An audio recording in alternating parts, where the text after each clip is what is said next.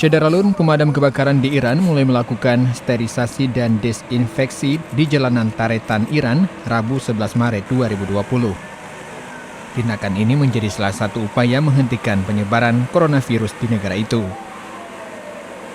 Data Departemen Kesehatan Iran sejauh ini mencatat korban meninggal akibat virus corona telah menewaskan 291 orang dan menginfeksi lebih dari 8.000 lainnya. Selain China, Italia, dan Korea Selatan, Iran adalah negara yang terkena dampak terburuk sejak wabah ini muncul pada Desember lalu.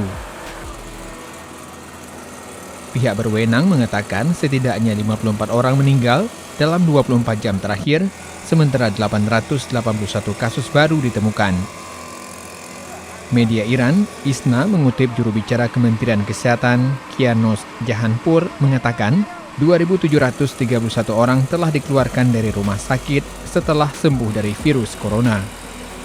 Sebagai bagian dari upaya pemerintah Iran menahan virus corona, Teheran telah mengambil beberapa langkah, termasuk penutupan semua sekolah dan lembaga pendidikan tinggi, membatalkan kegiatan olahraga, dan melarang pejabat pemerintah meninggalkan negara Iran.